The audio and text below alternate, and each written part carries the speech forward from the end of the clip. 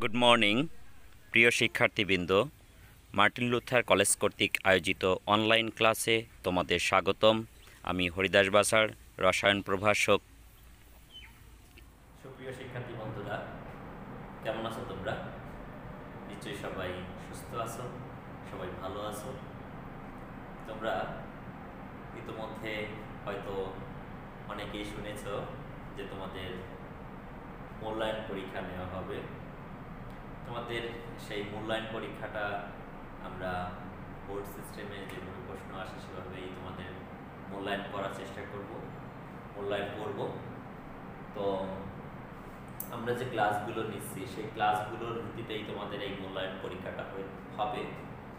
তো তোমরা আশা করি যে সবাই বাড়িতে পড়াশোনা করেছো এবং পড়াশোনা করছো। আর যদিও তোমাদের একটু অলসতা থাকে, তাহলে এখন থেকে তোমরা সব অলসতা বাদ দিয়ে পড়াশোনা শুরু করে দাও ভালো করে, যে পরীক্ষায় ভালো করতে হবে। তোমাদের সবারই শুভকামনা রইল। তো আমরা গত ক্লাসে জৈব বিক্রিয়ার কৌশল নিয়ে আলোচনা করেছিলাম। আজকে জৈব বিক্রিয়ার আমরা জানি যে 4 প্রকারের জৈব বিক্রিয়া রয়েছে। একটা হচ্ছে সংযোজন বিক্রিয়া আছে, 2 হচ্ছে প্রতিস্থাপন বিক্রিয়া রয়েছে,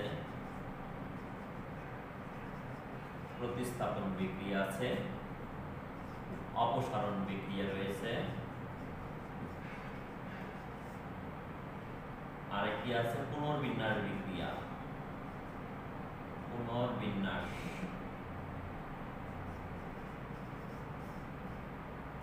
পুনর্বিন্যাস বিক্রিয়া। এই 4 প্রকারের রাসায়নিক বিক্রিয়া বা জৈব বিক্রিয়া রয়েছে। এর মধ্যে আমরা এখন সংযোজন বিক্রিয়া দেখব। সংযোজন। তো সংযোজন বিক্রিয়ার মধ্যে রয়েছে ইলেকট্রোফিলিক সংযোজন বিক্রিয়া। ইলেকট্রোফিলিক সংযোজন বিক্রিয়া আবার অ্যালকিন এবং অ্যালকাইনের একটা বৈশিষ্ট্যমূলক বিক্রিয়া। ইলেকট্রোফিলিক সংযোজন বিক্রিয়া, অ্যালকিন ও অ্যালকাইনের বৈশিষ্ট্যমূলক বিক্রিয়া হচ্ছে ইলেকট্রোফিলিক সংযোজন বিক্রিয়া। আমরা ইলেকট্রোফিলিক সংযোজন বিক্রিয়া এই কারণে বলছি, তোমরা দেখলে বুঝতে পারবে। আমরা যদি অ্যালকিনের কথা বলি, অ্যালকিনের কার্বন কার্বন দ্বিবন্ধনের একটি সিগমা বন্ধন রয়েছে আর একটি পাই বন্ধন রয়েছে, এবং এই পাই বন্ধনের ইলেকট্রনগুলো শিথিলভাবে থাকে। কার্বন পরমাণু 2 কার্বন পরমাণুতে শিথিলভাবে অবস্থান করে এই দ্বিবন্ধনের যে পাই বন্ধনের ইলেকট্রন, এবং এই পাই ইলেকট্রনকে ইলেকট্রন আকর্ষী বিকারক খুব সহজেই আক্রমণ করে এই পাই ইলেকট্রন গ্রহণ করতে পারে বা পাই ইলেকট্রনের সাথে যুক্ত হতে পারে। যদি ইলেকট্রন আকর্ষী বিকারক এর কাছাকাছি আসে, তো তখন দেখা যায় ইলেকট্রন আকর্ষী বিকারকের আমরা এখানে ইলেকট্রোফাইল যদি দিয়ে প্রকাশ করি ই, ইলেকট্রোফাইলের আবির্ভাবের কারণে এই দ্বিবন্ধনের ইলেকট্রনটা যে কোনো একটা কার্বনের দিকে চলে যায়। চলে গেলে এখানে একটা কার্বনে এখানে হচ্ছে নেগেটিভ চার্জ হয়, আর একটা কার্বনে হয় পজিটিভ চার্জ। এই ইলেকট্রোফাইলটা কি করে, এই নেগেটিভ যে চার্জ বিশিষ্ট কার্বন পরমাণু অর্থাৎ ইলেকট্রন সমৃদ্ধ কার্বন পরমাণু এর সাথে যুক্ত হয়ে যায়। ইলেকট্রোফাইল যুক্ত হয়ে একটা কার্বোক্যাটায়ন তৈরি করে। পরবর্তীতে নিউক্লিওফাইলটা এই কার্বোক্যাটায়নের সাথে যুক্ত হয়ে কার্বনের সাথে ধনাত্মক কার্বনের সাথে যুক্ত হয়ে যৌথ যৌগ তৈরি করে ফেলে। তাহলে আমরা একটু দেখার চেষ্টা করি যে এই সংযোজন বিক্রিয়া বা যৌথ বিক্রিয়া কিভাবে ঘটে। আমরা দেখো ক্লোরিন ব্রোমিন সংযোজন বিক্রিয়াটা আমরা খুব সহজেই দেখতে পারি। ক্লোরিন সংযোজন, ব্রোমিন সংযোজন, HCl সংযোজন হতে পারে, HBr সংযোজন হতে পারে, বিভিন্ন ধরনের সংযোজন বিক্রিয়া হতে পারে। একই কৌশল অবলম্বন করে বিক্রিয়াগুলো হয়ে থাকে।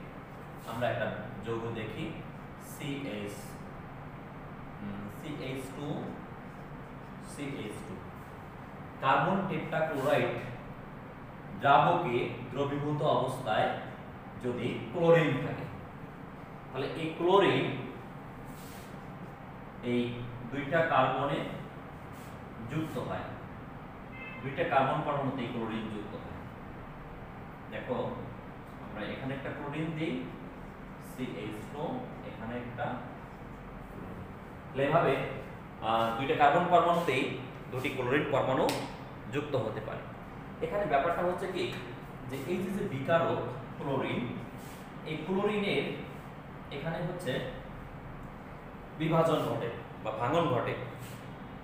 ক্লোরিন বিভাজিত হয়ে এখানে যদি বন্ধনের ইলেকট্রন যে কোনো একটা পরমাণুর দিকে যদি চলে যায়, এখানে আমরা জানি যে ইলেকট্রন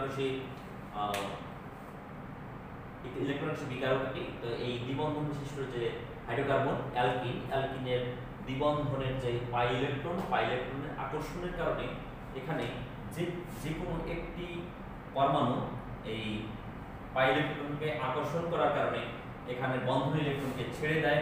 তো বন্ধন ইলেকট্রন একটা পরমাণুর দিকে যদি চলে যায়, তখন হচ্ছে একটা পরমাণুতে প্লাস হয় আর একটা পরমাণুতে হয় মাইনাস। তাহলে প্লাস যে পরমাণুতে হয় আমরা ইতিমধ্যে দেখেছি, সেটি হচ্ছে ইলেকট্রোফাইল, আর সেই ইলেকট্রোফাইলটা হচ্ছে মূলত হচ্ছে এই দ্বিবন্ধনের ইলেকট্রনকে আকর্ষণ করে।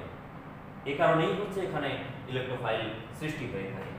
এবং এটি এই একটা কার্বনের সাথে যুক্ত হয়, প্রথমে একটা কার্বনের সাথে যুক্ত হয়ে এখানে ধরো এটা হলো, হ্যাঁ, এটা হচ্ছে এখানে প্লাস, এটা হলো। তার পরবর্তীতে কি করে এই ক্লোরিনটা হচ্ছে এই প্লাসের সাথে যুক্ত হয়ে পরবর্তীতে এখানে দুইটা কার্বনের সাথে এই দুইটা ক্লোরিন যুক্ত হয়ে যায়। এভাবে হচ্ছে ক্লোরিন যুক্ত হয়, ব্রোমিন যুক্ত হয়। তাহলে ব্রোমিনের যুত বিক্রিয়া কিন্তু সেম প্রসেসে হয়ে থাকে। তোমরা নিশ্চয়ই সবাই খুব সহজেই এটা পারবে, আশা করি কারো সমস্যা হবে না। তোমরা ব্রোমিনের সংযোজন বিক্রিয়া নিজেরা করবে, সবাই নিজে এখন খাতায় করার চেষ্টা করো। ব্রোমিনের সংযোজন বিক্রিয়া একই রকম ভাবে ব্রোমিনের সংযোজন বিক্রিয়া তোমরা করবে। এখন আমরা একটা বিশেষ বিক্রিয়া দেখব, মার্কোনিকভ সূত্র বা মার্কোনিকভের নিয়ম। মার্কোনিকভ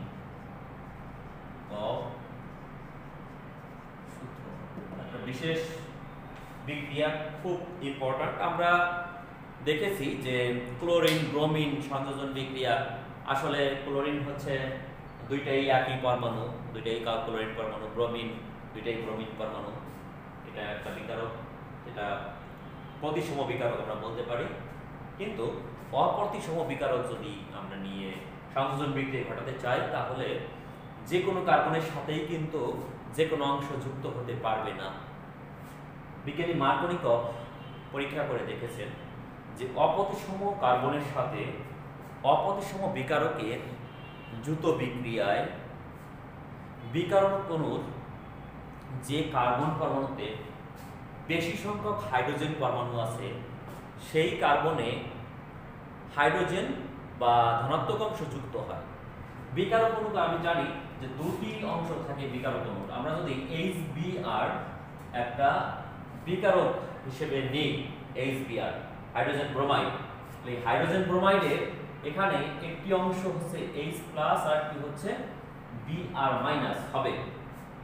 তো H+ হচ্ছে ধনাত্মক অংশ, Br হচ্ছে মাইনাস ঋণাত্মক অংশ। আমরা যদি একটি অপ্রতিসম কার্বন, দেখো CH3 CH double bond CH2, এটা একটা অপ্রতিসম অ্যালকিন। এই অপ্রতিসম অ্যালকিন আমরা এই জন্য বলছি, দ্বিবন্ধনের বাম দিকে দুটি কার্বন পরমাণু রয়েছে, ডান দিকে রয়েছে একটি কার্বন পরমাণু, সুতরাং এটি একটি অপ্রতিসম যৌগ। তাহলে অপ্রতিসম অ্যালকিন বা অপ্রতিসম যৌগের সাথে অপ্রতিসম বিকারক। অপ্রতিসম কেন বলা হচ্ছে? এখানে হাইড্রোজেনের পারমাণবিক ভর হচ্ছে 1, ব্রোমিনের হচ্ছে এখানে 35 পারমাণবিক সংখ্যা ব্রোমিন। আচ্ছা, এই দুটির পারমাণবিক ভর ভিন্ন, এটার পারমাণবিক ভর বেশি, এটার পারমাণবিক ভর কম। তো দেখা যাচ্ছে যে এই পারমাণবিক ভরের ভিন্নতার কারণে এটি একটি অপ্রতিসম বিকারক। তো এই অপ্রতিসম বিকারকের সাথে অপ্রতিসম যৌগের বিক্রিয়ায় অ্যালকিনের বিক্রিয়ায় বিকারক অণুর ধনাত্মক অংশ কোনটি হাইড্রোজেন, এই হাইড্রোজেনটা যে কার্বন পরমাণুতে হাইড্রোজেন বেশি আছে এখানে বেশি আছে, তাহলে এই বেশি যে কার্বন পরমাণু আছে সেখানে যুক্ত হবে। তাহলে এখানে দুইটাই হতে পারে, এখানে 90% যৌগ উৎপন্ন হবে ওইটা যে CH3 CH Br CH3 এটা হবে 90% এবং CH3 CH2 CH2 Br এটা হবে 10%। তাহলে দেখো এখানে দুইটা যৌগ উৎপন্ন হবে, একটা হচ্ছে 1 ব্রোমোপ্রোপেন আর একটা হচ্ছে 2 ব্রোমোপ্রোপেন। তো এখানে মার্কোনিকভ বলেছেন যে অপ্রতিসম বিকারকের সাথে অপ্রতিসম যৌগের যুত বিক্রিয়ায়, এখানে একটা সংযোজন বা যুত বিক্রিয়ায় বিকারক অণুর ধনাত্মক অংশ অর্থাৎ হাইড্রোজেন, এখানে যে দ্বিবন্ধনযুক্ত যে কার্বন পরমাণুদ্বয়ের যে কার্বনে বেশি সংখ্যক হাইড্রোজেন আছে, তো দ্বিবন্ধনযুক্ত কার্বন পরমাণুদ্বয় এই দুইটা এর মধ্যে বেশি সংখ্যক হাইড্রোজেন আছে এই কার্বনের সাথে, তাহলে এই কার্বনে এই হাইড্রোজেন পরমাণু হচ্ছে যুক্ত হয়ে এখানে হচ্ছে মেইন উৎপাদটা গঠন করবে। আর এখানে যে অন্য অংশ অর্থাৎ হচ্ছে ঋণাত্মক অংশ ব্রোমিন এই কার্বনের সাথে যুক্ত হবে। এটা আসলে তেলে মাথায় তেল দেওয়ার মতো ঘটনা। দেখো এখানে হাইড্রোজেন আছে বেশি আর এখানে দেওয়া হলো হাইড্রোজেন, আসলে ব্যাপারটা হচ্ছে তেলে মাথায় বা তেলো মাথায় তেল দেওয়ার মতন ব্যাপারটা। তো এটি হচ্ছে আমাদের মার্কোনিকভ সাহেব প্রথম আবিষ্কার করেছিলেন, এজন্য এটাকে বলা হয় মার্কোনিকভের রুল বা মার্কোনিকভ সূত্র। আমরা মার্কোনিকভের নিয়মের ব্যাখ্যাটা দেখার চেষ্টা করব। দেখো যে অপ্রতিসম যে যৌগটা CH3 CH double bond CH2 এর সাথে অপ্রতিসম বিকারক Br, এর বিক্রিয়া এটা প্লাস এটা মাইনাস, তো এর উপস্থিতির কারণে এই দ্বিবন্ধনের ইলেকট্রন দুইটা কার্বনের দিকে হচ্ছে চলে যায়। তো তখন কেমন হয় ব্যাপারটা আমরা একটু দেখি।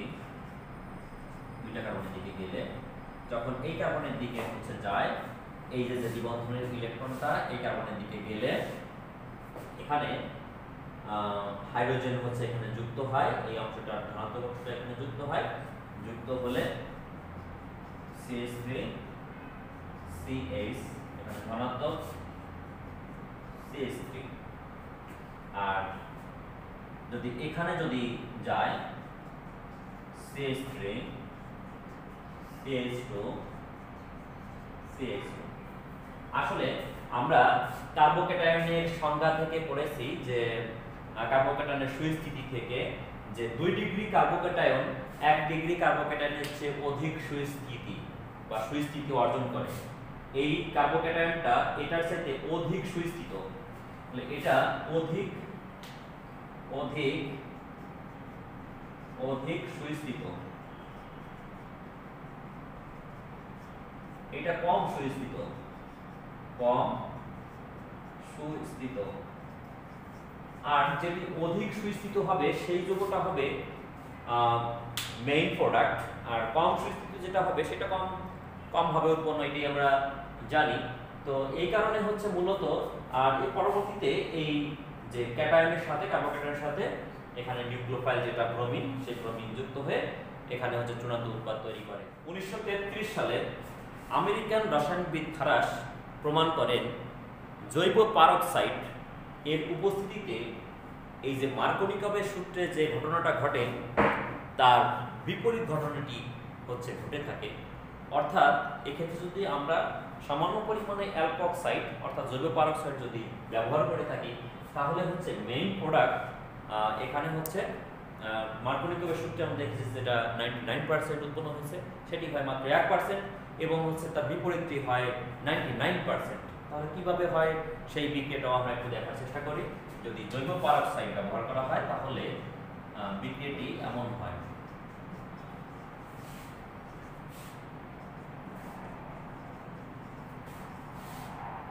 জৈব পারক্সাইড, জৈব পারক্সাইড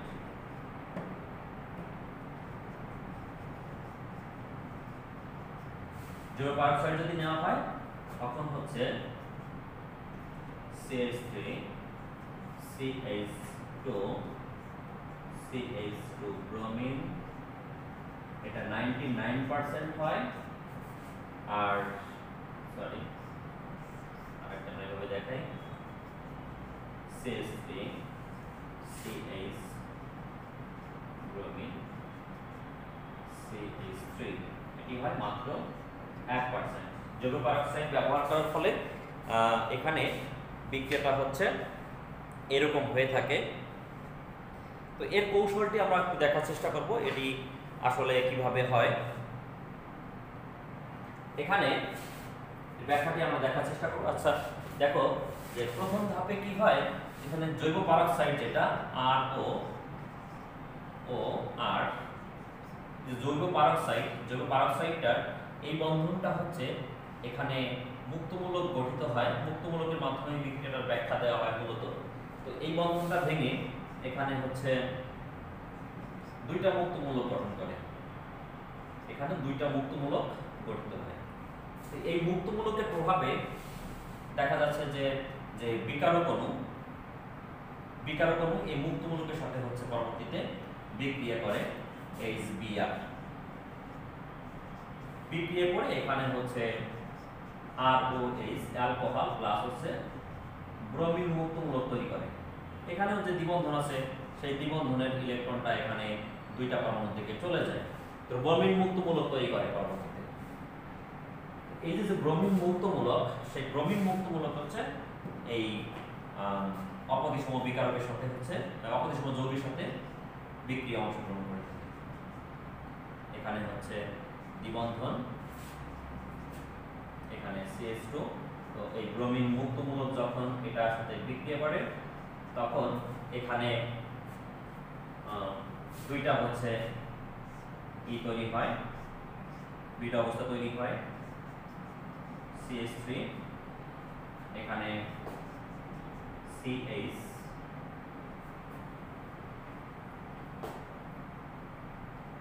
মুক্তমূলক, CH2 ব্রোমিন, আর একটি হয় CH3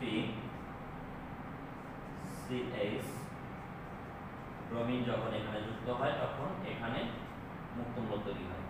তাহলে দেখো এখানে আমরা দুইটা মুক্তমূলক দেখতে পাচ্ছি, যে এটা হচ্ছে 2 ডিগ্রি মুক্তমূলক আর এটা হলো 1 ডিগ্রি মুক্তমূলক।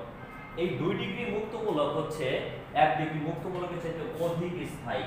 তাহলে এটি হচ্ছে অধিক স্থায়ী হয়ে থাকে। আমরা মুক্তমূলকেরও স্থায়িত্বের ক্রম দেখেছি। তাহলে এখানে দেখা যাচ্ছে প্রথমটা অধিক স্থায়ী হয়ে থাকে, দ্বিতীয়টা যদি কম স্থায়ী হয় তাহলে অধিক স্থায়ী সেটি হচ্ছে বেশি পরিমাণ উৎপন্ন হবে। এর পরবর্তীতে হচ্ছে যে হাইড্রোজেন ব্রোমাইডের হাইড্রোজেন পরমাণু এই মুক্তমূলকের এখানে যুক্ত হয়ে চূড়ান্ত উৎপাদ গঠন করে থাকে। এখানে হাইড্রোজেন পরমাণু যদি যুক্ত হয় তাহলে কি উৎপন্ন হয়, দেখো তো CH3 CH2 ব্রোমিন একটা উৎপন্ন হবে, আর একটা উৎপন্ন হবে হচ্ছে CH3 CH, এখানে ব্রোমিন আর এখানে হচ্ছে CH3। তাহলে এই যৌগ দুটো উৎপন্ন হবে। এটা হচ্ছে সবচেয়ে বেশি পরিমাণে হয়, এটা 99% হয়, আর এটা হয় মাত্র 1%, এটা মাত্র 1%। তাহলে এটা বিজ্ঞানী খারাস আমেরিকান রসায়নবিদ এই জৈব পারক্সাইড অর্থাৎ অ্যালকোক্সাইড ব্যবহার করে এই বিক্রিয়াটা করেছিলেন। এটার জন্য এটাকে বলা হয় বিপরীত মার্কোনিকভ সূত্র বা খারাসের নিয়ম বলা হয়। অ্যালকিনে সালফিউরিক অ্যাসিডের সংযোজন বিক্রিয়াটি দেখার চেষ্টা করব। দেখো অ্যালকিনের সাথে সালফিউরিক অ্যাসিডের সংযোজন বিক্রিয়া কি ঘটে। আমরা একটু এখানে ভেঙে লিখি OSO3H, এভাবে লিখি যাতে আমাদের সংযোজন বিক্রিয়াটা বুঝতে সুবিধা হয়। দেখো এই যে সালফিউরিক অ্যাসিড H2SO4, দুই পাশে আমরা H লিখেছি, SO4, এখানে একটা H এখানে যে কোনো একটা কার্বনের সাথে যুক্ত হয় এবং একটা ঋণাত্মক অংশটা আরেকটা অংশের সাথে যুক্ত হয়। আমরা ইতিমধ্যে মার্কোনিকভের ল দেখেছি। মার্কোনিকভের ল ছাড়াও এখানে হচ্ছে অন্য এটা যদিও অপদিশমণি নেই, কিন্তু এটা অপদিশমণি নেওয়া হয়েছে। তো নরমালি হচ্ছে এটা সংযোজন বিক্রিয়া আমরা দেখাতে পারি। তো দেখো এখানে আমরা যদি ঋণাত্মক অংশ এই অংশের সাথে যুক্ত করি তখন কেমন হয়। CH2 আমরা আগে দিই, আর এখানে হচ্ছে CH2 ও SO3H। তাহলে এখানে হচ্ছে কি হয়, এই বন্ধনের ইলেকট্রন হচ্ছে এদিকে চলে যায়, তখন হচ্ছে এদিকে যদি চলে যায় এখানে হাইড্রোজেন যুক্ত হয়। তাহলে আমরা এখানে একবারে দিতে পারি, এটা হচ্ছে হাইড্রোজেন 3টা আর ওইটার সাথে ও SO3H যুক্ত হয়। এখন এই যৌগটা উৎপন্ন হলো, এটা যদি আদ্র বিশ্লেষণ করা হয়, পানি সহ যদি উত্তপ্ত করা হয়, আদ্র বিশ্লেষণ করা বলে এটাকে, তাহলে কি হবে দেখো এই অংশটা হচ্ছে এখানে ভেঙে যাবে। এই অংশটা ভেঙে গিয়ে এখানে CH3 CH2 OH উৎপন্ন হবে, আর এখানে হাইড্রোজেন যুক্ত হয়ে H2SO4 সালফিউরিক অ্যাসিড হয়ে যাবে। অর্থাৎ এখানে আমরা অ্যালকিন থেকে সর্বশেষ পেলাম আমরা ইথানল, আমরা ইথিন থেকে পেলাম ইথানল। তো শিক্ষার্থী বন্ধুরা, তোমরা নিশ্চয়ই বুঝতে পেরেছো যে অ্যালকিনে কিভাবে সালফিউরিক অ্যাসিড যুক্ত হয়। এখন আমরা যদি আরেকটা বিক্রিয়া দেখি, CH3CH CH2, এই বিক্রিয়াটি আমরা মার্কোনিকভের সূত্র অনুসারে দেখো করার চেষ্টা করব। তোমরা নিশ্চয়ই সবাই পারবে, সবাই করার চেষ্টা করো যে মার্কোনিকভের সূত্র অনুসারে এটা কি হবে। এটা মার্কোনিকভের সূত্র অনুসারে বিক্রিয়াটা করবে। এখানে দ্বিবন্ধনযুক্ত কার্বন পরমাণুতে যে কার্বনে হাইড্রোজেন বেশি আছে সেই কার্বনে হাইড্রোজেন যুক্ত হবে। তাহলে এটার সাথে হাইড্রোজেন যুক্ত হবে, এটার সাথে এই ঋণাত্মক অংশ যুক্ত হবে। দেখো তো তাহলে কি হয়, CH3 CHO SO3H, আর এখানে হবে CH3। বুঝতে পারছি আমরা বিপরীত আমরা মার্কোনিকভের সূত্র ব্যবহার করে আমরা এখানে হাইড্রোজেন যুক্ত করলাম আর এখানে যুক্ত করলাম ঋণাত্মক অংশ।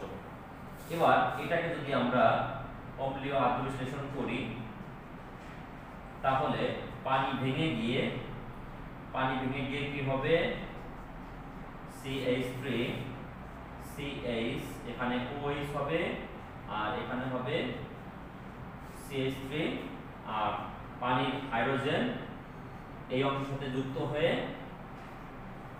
H2SO4 সালফিউরিক অ্যাসিড তৈরি করবে। তাহলে দেখো আমরা প্রথম ক্ষেত্রে পেয়েছিলাম 1 ডিগ্রি অ্যালকোহল, আর এখন পেলাম 2 ডিগ্রি, অর্থাৎ এখানে প্রোপানল 2 বা 2 ডিগ্রি অ্যালকোহল পেলাম।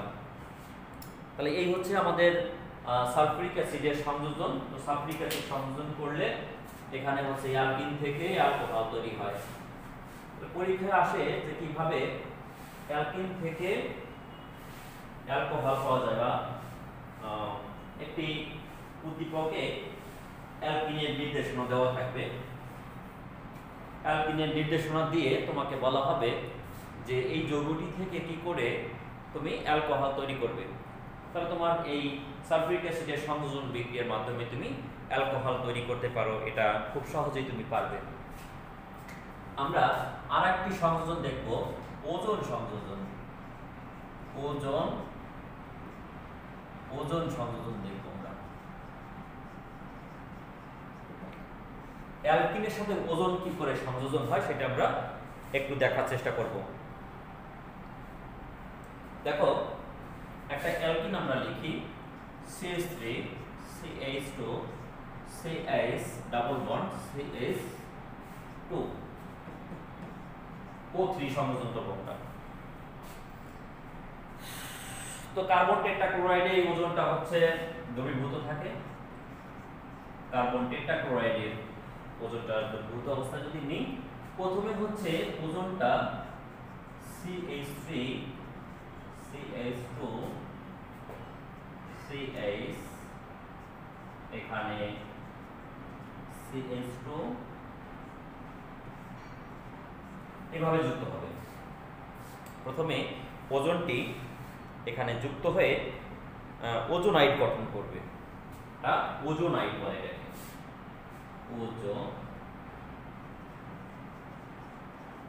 ওজোনাইড গঠন করবে। ওজোনাইডকে কি করা হবে দেখো, জিঙ্ক আর H2O পানি দ্বারা এটা কি করা হবে, হিট দেওয়া হবে, তাপমাত্রা প্রয়োগ করা হবে। প্রয়োগ করলে কি হবে, এই অংশটা ভেঙে যাবে, ওজোনাইড অংশটা কি হবে, ভেঙে যাবে। দুইটা অংশ ভেঙে গিয়ে এই অংশটা ভেঙে গিয়ে দুইটা অংশ হবে। দেখো একটু খেয়াল করে, দুইটি অংশ হবে। মানে একটি অংশ হবে CH3 CH2 CHO, এখানে দেখো CHO, আর একটি অংশ হবে এখানে HCHO। আমরা এখানে H2 কে আমরা এভাবে লিখলাম HCHO, এটা একটা অ্যালডিহাইড, আর এখানে জিঙ্ক এর সাথে অক্সিজেন, এই অক্সিজেনটা যুক্ত হয়ে যাবে জিঙ্ক অক্সাইড। তাহলে দেখো দুটি অ্যালডিহাইড এবং এটা জিঙ্ক অক্সাইড উৎপন্ন হয়েছে। এখন এই বিক্রিয়াটি আমি প্রান্তের দিকে দ্বিবন্ধন না দিয়ে যদি আমি এই মাঝের দিকে দ্বিবন্ধনটা দেই, তখন বিক্রিয়াটা কেমন হবে তোমরা একটু নিজেরা একটু চিন্তা করো। যে আমি যদি প্রান্তের দিকে দ্বিবন্ধন না দিয়ে দ্বিবন্ধনটি যদি মাঝের দিকে দিই, তখন এখানে যদি দ্বিবন্ধনটা দিই, তখন হচ্ছে বিক্রিয়াটা কেমন হবে। আচ্ছা, এখানে সব ঠিক থাকবে, একই রকমই ভাবেই হবে, বাট উৎপাদ হবে ভিন্ন। দেখো দ্বিবন্ধন যদি মাঝে দিই, তাহলে ওজোনাইডটা কোথায় গঠিত হবে, CH, এখানে ওজোনাইড গঠিত হবে, এখানে ওজোনাইড গঠিত হবে। এই ওজোনাইডকে আমি ওজোনাইড না লিখলাম, জিঙ্ক সহ হিট দিব H2O দিয়ে, তখন এইখানে ভেঙে যাবে, ভেঙে গিয়ে কি হবে, CH3 CHO, দুই অণু উৎপন্ন হবে এবং সাথে জিঙ্ক অক্সাইড উৎপন্ন করবে। দুই অণু এখানে হচ্ছে অ্যালডিহাইড উৎপন্ন হবে এবং সাথে জিঙ্ক অক্সাইড তৈরি করবে। দেখো আমরা যদি একটু ভিন্ন বিক্রিয়ক নিয়ে করার চেষ্টা করি,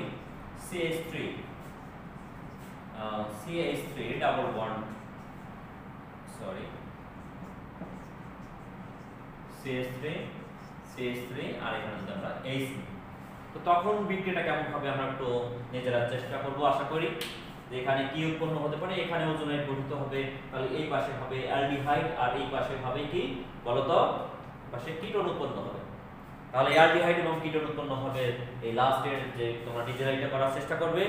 তো শিক্ষার্থী বন্ধুরা, তোমরা সবাই ভালো থেকো, সুস্থ থেকো, আর বাসায় বেশি বেশি প্র্যাকটিস করো, যাতে জৈব রসায়নে তোমরা খুব ভালো মার্কস তুলতে পারো। ঠিক আছে, তোমাদের সবাইকে অসংখ্য ধন্যবাদ আমার ক্লাসটি সময় নিয়ে দেখার জন্য। ভালো থেকো সবাই।